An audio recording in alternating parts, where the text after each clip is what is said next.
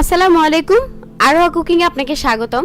চলে আসলাম আবার আপনাদের মাঝে নতুন একটা রেসিপি নিয়ে। আমি আজকে আপনাদেরকে তৈরি করে দেখাবো অসাধারণ একটা রেসিপি, এবং আমার তো এখনই জিভে জল চলে আসছে।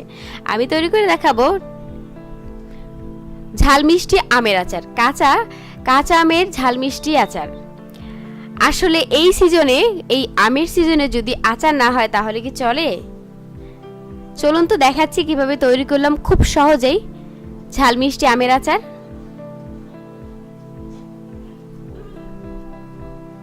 আমি এখানে নিয়েছি 1 কেজি আম, কাঁচা আম নিয়েছি। আমটা একটু আঁশ ছিল, আঁশালা আম নিতে হবে অবশ্যই, তা না হলে একেবারে গলে যাবে সেদ্ধ করার সময়। আমি এখানে দেখিয়ে দিচ্ছি কতটুকু সাইজ করেছি। আমি এভাবে খোসা সহ নিয়েছি, একটু বড় করে নিতে হবে। আমি প্রথমে একটা কড়াইয়ে আমগুলো খুব ভালো করে সেদ্ধ করে নেব। দিয়ে দিয়েছি আমি আম, সবগুলো আম ভালো করে ধুয়ে রেখেছিলাম।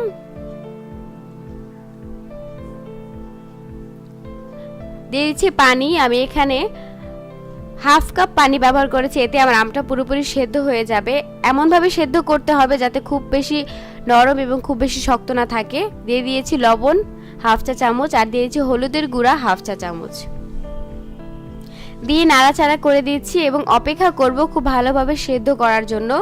যখন পানিটা একেবারে গায়ে গায়ে লেগে আসবে তখন আমি চুলা থেকে নামিয়ে ফেলবো। ঢাকনা দিয়ে ঢেকে রেখেছিলাম, ঢাকনাটা তুলে দিচ্ছি।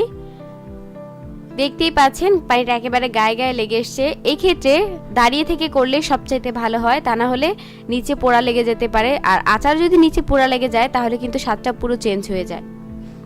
দিয়েছি চিনির আঁশের জন্য চিনি।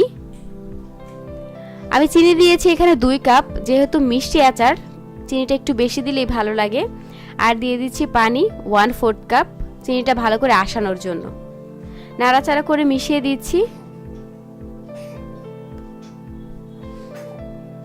দিয়ে দিচ্ছি 2টো তেজপাতা। তেজপাতাটা মাঝখানে ছিঁড়ে দিলে ফ্লেভারটা খুব ভালো আসে, আমি ছিঁড়ে দিয়েছি।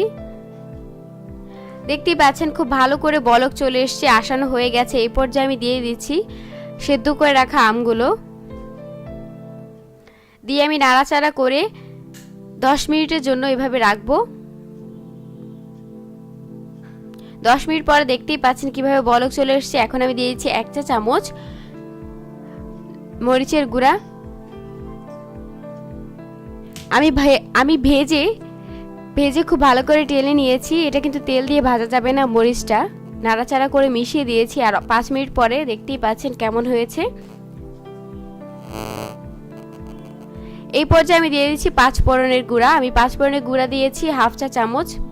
ভালো করে ভেজে টেলে নিয়েছি, নাড়াচাড়া করে মিশিয়ে দিচ্ছি আবারও। আর এখন ঢাকনা দিয়ে ঢেকে অপেক্ষা করব যতক্ষণ পর্যন্ত খুব ভালোভাবে আচারটা না হয়ে যায়। আমার 15 মিনিট লেগেছে। দেখতেই পাচ্ছেন পুরোপুরি আঠালো হয়ে এসছে, পানিটা শুকিয়ে তৈরি হয়ে গেছে অসাধারণ টেস্টি ঝাল মিষ্টি আমের আচার। এই আচারটি আমি মনে করছি আপনাদের সকলের ভালো লাগবে। বাসায় অবশ্যই তৈরি করে খাবেন আর আমাকে জানাবেন আমার আজকের এই ভিডিওটি আপনাদের কেমন লেগেছে।